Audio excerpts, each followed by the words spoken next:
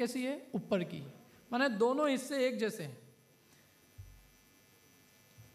जैसे यदि आप देखो जैसा यहाँ पर भरत क्षेत्र की जैसी व्यवस्था है बिल्कुल वैसी की वैसी किसकी है, ऐरावत क्षेत्र। जितना बड़ा भरत क्षेत्र है उतना ही बड़ा इधर की साइड ऐरावत क्षेत्र है। जितना बड़ा ये हिरण्यवत क्षेत्र है उतना ही बड़ा हेमवत क्षेत्र है। जितना बड़ा रम्यक है उतना ही बड़ा हरि है। और विदेह क्षेत्र के बराबर में दूसरा कोई क्षेत्र नहीं है। माने 3 नीचे के 3 ऊपर के जैसे हैं और बीच का जो क्षेत्र है वो अपने आप में यूनिक है।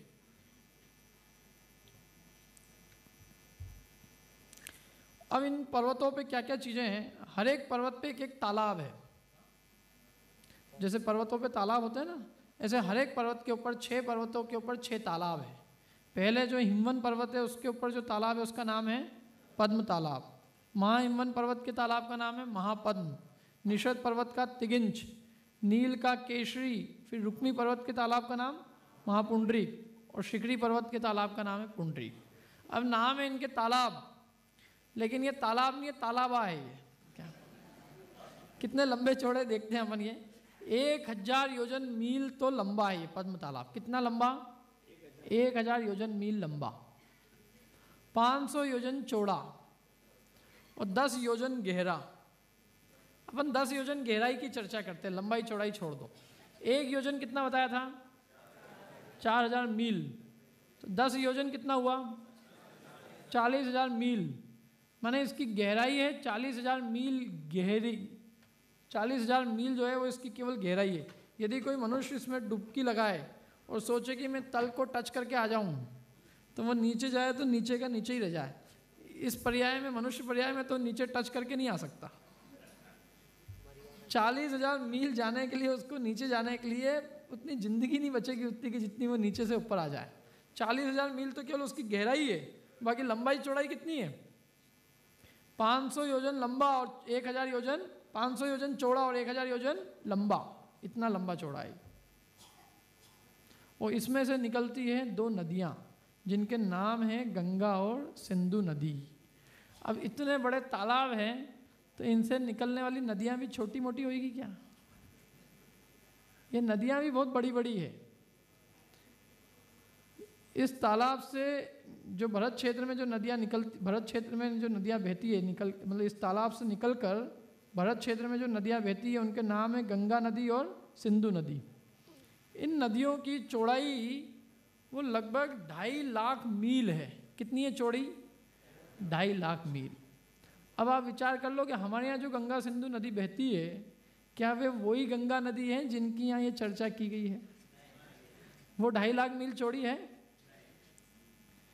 इसलिए ये सब अकृत्रिम रचनाएं हैं, ये कृत्रिम रचना नहीं है।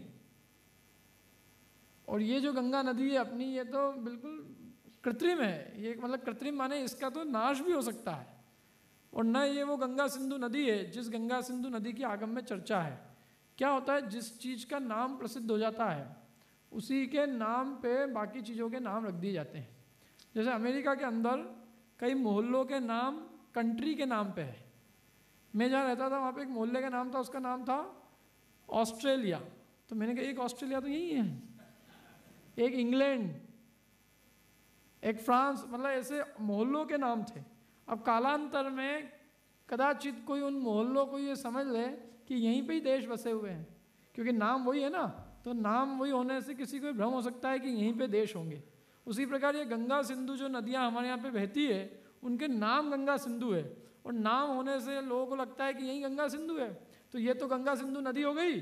और बाकी अमेरिका वगैरह जितने भी ये सब ब्लेच्छखंड हो गए और अपन सब आधे खंडी हो गए। और थोड़ा और आगे चले जाएं कहीं तो विदेह क्षेत्र मिल जाएगा, जबकि ऐसा कुछ नहीं है। ये गंगा सिंधु नदी तक भी अपनी पहुंच नहीं है। अपनी जो पहुंच है वो बहुत छोटे से क्षेत्र तक है। गंगा सिंधु नदी भी अपने से बहुत दूर है और इतनी लंबी चौड़ी और इतनी विस्तार वाली है कि आप कल्पना नहीं कर सकते। तो ये 6 पर्वत है। इन 6 पर्वतों में से प्रत्येक पर्वत पे सरोवर है और प्रत्येक सरोवर से ये नदियाँ निकलती है। ये नदियाँ निकल के कोई ना कोई क्षेत्र में बहती है। अब बाकी की जो मध्य के जो 4 सरोवर है, महापद्म, तिगिंच, केशरी और महापुंडरीक, इन 4 सरोवरों से 2-2 नदियाँ बहती है। कितनी नदियाँ? 2-2।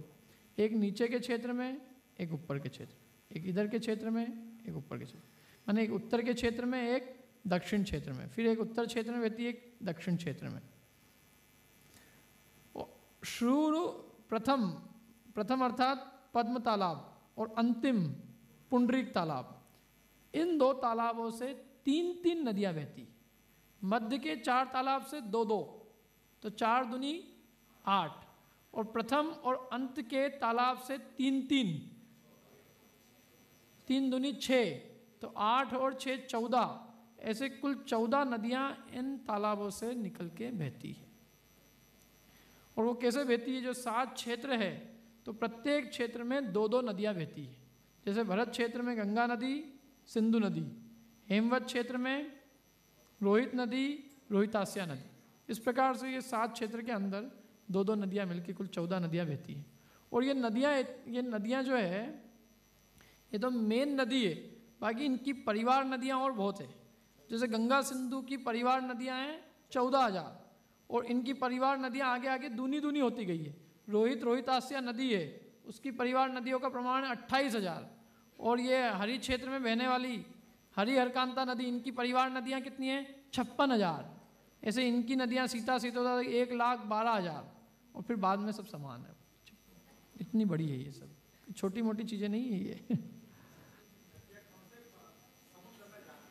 ये सब लवण समुद्र में जाके मिलती है। हाँ, ये जितनी भी नदियाँ हैं ये सब लवण समुद्र में जाके मिलती है। अपने यहाँ के लवण समुद्र में नहीं। अपने यहाँ जो दुनिया के 5 समुद्र हैं, 7 समुद्र हैं, ये समुद्र लवण समुद्र नहीं है, ये सारे उपसमुद्र है। उपसमुद्र माने छोटे छोटे गड्ढे हो गए ये, और इन गड्ढों में पानी भरा गया। नहीं, मैं मजाक नहीं कर रहा हूँ, वास्तव में आप यदि आदि पुराण पढ़ो तो आदि पुराण में आता है वर्णन कि जब चतुर्थ काल का प्रारंभ हुआ तब ये उपसमुद्रों की रचना हुई। ये जो 7 जो अपने को आज समुद्र दिखते हैं, ये छोटे छोटे समुद्र, ये उस समय में चतुर्थ काल के प्रारंभ में इनकी रचना हुई थी। मतलब ये बने थे, नए बने थे। तो ये छोटे छोटे गड्ढे, जैसे ये नाले होते हैं ना, जैसे गड्ढे बड़े बड़े, ऐसे ये छोटे छोटे गड्ढों के अंदर नाले हैं। बाकी नदियाँ और समुद्र वो वास्तव में अभी इस पंचम काल में हमारे ज्ञान का विषय नहीं है। कहाँ तो ना तो नदियाँ दिखती है, ना वो लवण समुद्र दिखता है। ये जो नदियाँ मिल रही है समुद्र में मिल रही है ये सब, ना तो वो अपने को समुद्र दिख रहा है, ना नदी दिख रही है। ये बीच के अंदर ये जो भरत क्षेत्र के आर्यखंड में जहाँ हम रहते हैं, वहाँ पे जहाँ जहाँ ये छोटे छोटे समुद्र जो बने हुए हैं, उप समुद्र, वो सब यहाँ बीच के एरिया में है। अभी अपन करेंगे इसकी चर्चा। देखो अपन देखते हैं अपन कहाँ रहते हैं। अब इन 7 क्षेत्रों में जो पहला क्षेत्र है उसका नाम है भरत क्षेत्र। उस भरत क्षेत्र के अंदर भी 2 हिस्से हैं। भरत क्षेत्र के 2 हिस्से हैं। किसने किए 2 हिस्से? विजयार्ध पर्वत ने भरत क्षेत्र के 2 हिस्से कर दिए। इसका नाम ही विजयार्ध पर्वत इसलिए है क्योंकि यहाँ आकर चक्रवर्ती की विजय आदि कंप्लीट हो जाती है, इसलिए उसका नाम है विजय अर्ध, माने विजयार्ध। चक्रवर्ती की विजय आदि पूरी हो गई, इसलिए उसका नाम पड़ा विजयार्ध पर्वत। तो आदि हो गई माने आदि बची है, माने इसके 2 टुकड़े हो गए, आधा ऊपर का, आधा नीचे का। तो जो ऊपर का हिस्सा है और नीचे का हिस्सा है, आधा आधा हो गए। आधे तो ये हो गए। इसके बाद में 2 नदियाँ और बह रही है, गंगा नदी और सिंधु नदी। इन गंगा और सिंधु नदी ने 3 टुकड़े और कर दिए, एक इधर का टुकड़ा, एक इधर का, एक इधर का। तो 3 ये और 2 ऊपर के, और 3 को 2 से मल्टीप्लाई करेंगे तो कुल कितने हिस्से हो जाएंगे? 6। माने विजयार्ध पर्वत ने, गंगा नदी ने और सिंधु नदी ने, इन तीनों ने पूरे भरत क्षेत्र के 6 टुकड़े कर दिए। विजयार्ध पर्वत ने ऊपर नीचे उत्तर दक्षिण में टुकड़े किए, और गंगा और सिंधु नदी ने पूरब और पश्चिम में। इन 6 टुकड़ों के अंदर 5 टुकड़े तो आपके हैं म्लेच्छ खंड के, पहला, दूसरा, तीसरा, चौथा, 5वां, ये 5 है म्लेच्छ खंड। एक केवल एक जो खंड है वो अकेला है, एक आर्य खंड है यहाँ पर। और उस एक आर्य खंड के एक छोटे से हिस्से में आज हम सब निवास करते हैं। पूरा वर्ल्ड, पूरी जो दुनिया है जितनी भी, वो सब इस छोटे से हिस्से के अंदर है।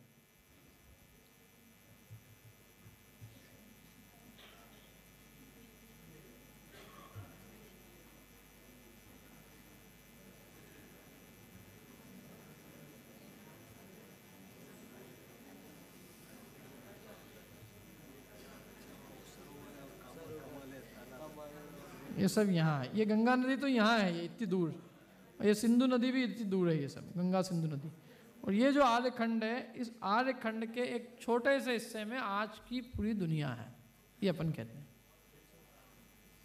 क्योंकि हमारा जो आर्यखंड है वो लाखों मील चौड़ा है, और जो आज की जो मॉडर्न साइंस की जो पूरी वर्ल्ड है वो केवल 25, मतलब यहाँ से यहाँ तक का इसका पूरा डायमीटर भी लो तो 25,000 माइल से ज़्यादा बड़ा नहीं है।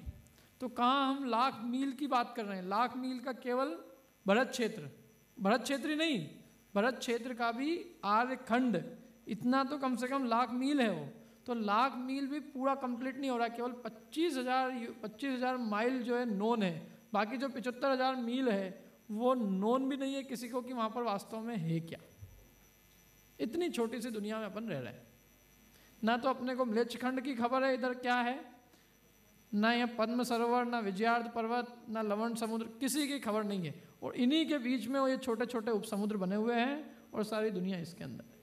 इसलिए जो लोग ये कहते हैं कि अमेरिका वो म्लेच्छखंड है और बीच में जो समुद्र है वो लवण समुद्र है, तो वो कुछ भी सत्य नहीं है। ऐसे हमारे यहाँ की गंगा नदी ये बिल्कुल बराबर नहीं है, क्योंकि ये इतनी विस्तार रचना है। कहाँ यहाँ ये यहीं गंगा सिंधु नदी और कहाँ आपका म्लेच्छखंड और कहाँ विजयार्ध पर्वत। अरे ये सब भरत क्षेत्र के अंदर ही है, जरा से एक हिस्से में। भरत क्षेत्र के भी एक आर्यखंड के छोटे से हिस्से में हम सब है। हमारी दुनिया इतनी बड़ी है, और इसमें भी यदि अपन अपना घर वर देखें तो कितनी जगह में आएगा वो।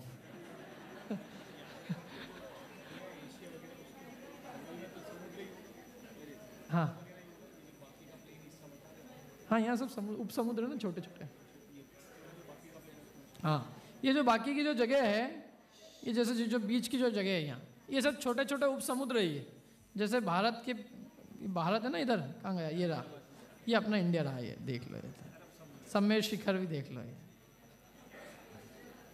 सम्मेद शिखर के दर्शन कर। तो ये जो नीचे समुद्र है ये सब हमने उप समुद्र माने हैं, छोटे छोटे उप समुद्र,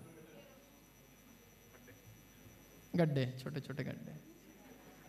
ऑस्ट्रेलिया वगैरह ये सारा, मध्य में सारे समुद्र हैं और बाकी ये द्वीप है।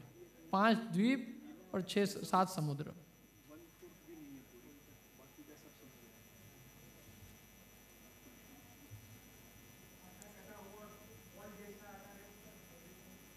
अपन करेंगे उसकी चर्चा, कैसे वो आधा कटा हुआ बॉल है। अभी पहले अपन क्या कह रहे हैं वो तो अपन समझ लें। अब इसके अलावा बाकी चीज़ें क्या है यहाँ पे, ये देखते हैं अपन। ये 2 तो म्लेच्छखंड है, 3 ऊपर के म्लेच्छखंड है, 5 म्लेच्छखंड है। इन 5 म्लेच्छखंडों के अंदर ऊपर के जो 3 म्लेच्छखंड है उसके बिल्कुल बीच वाला जो म्लेच्छखंड है, उसमें उस बीच वाले म्लेच्छखंड में एक वृषभाचल नाम का पर्वत होता है। उस वृषभाचल पर्वत पर जाकर चक्रवर्ती अपना नाम अंकित करके आता है। यहाँ किसका नाम अंकित है? ये भरत चक्रवर्ती। और उसकी सारी सबको कहानी मालूम होगी कि उस चक्रवर्ती को अपना नाम लिखने के लिए भी उस पर्वत पे जगह नहीं मिलती।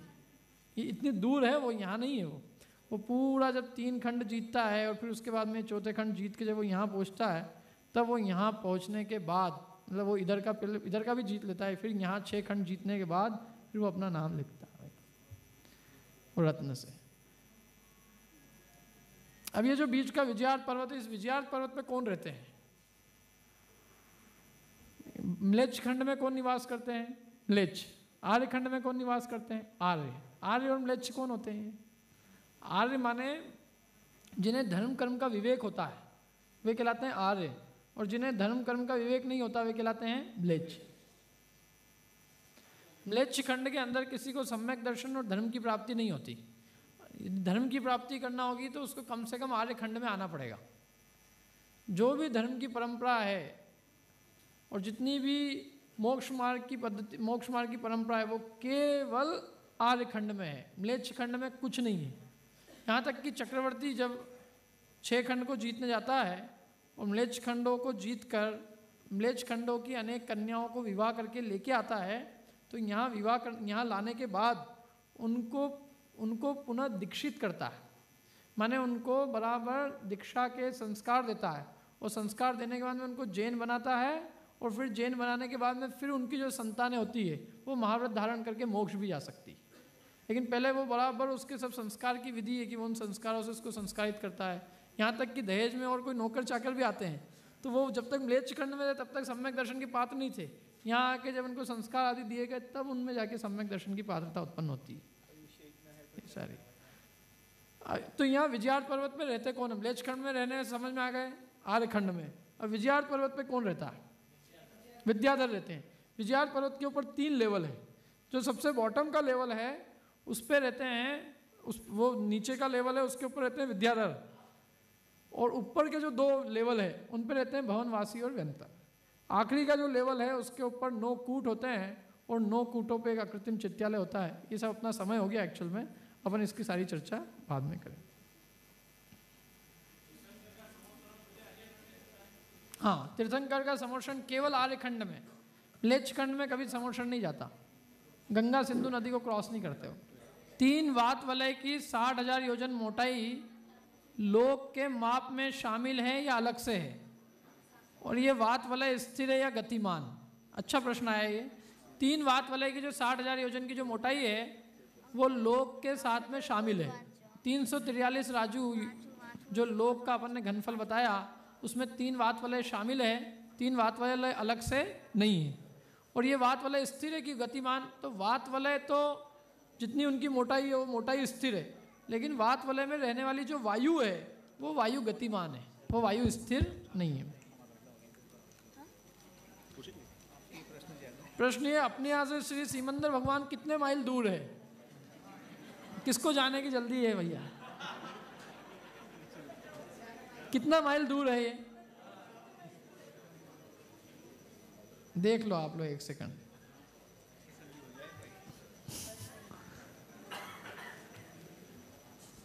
यहां से यहां तक यदि 20 करोड़ मील है तो यहां से यहां तक ये लगभग 18 करोड़ मील आएगा। ये कितना? 18 करोड़ मील। तो सीमंदर भगवान क्या यहाँ तक जाने के लिए, केवल विदेश क्षेत्र के किसी भी एरिया तक जाने के लिए 18 करोड़ जाना पड़ेगा। और ये सीमंदर भगवान तो यहाँ है, तो ये बीच का भी 20 करोड़ हो गया। 22 करोड़ मील यहाँ से सीमंदर भगवान दूर है। कितने दूर? 22 करोड़ मील। और किस दिशा में है? तो अपने से उत्तर दिशा में। क्या व्यंतरवासी देव मनुष्यों को परेशान करते हैं? किसको कर रहे हैं?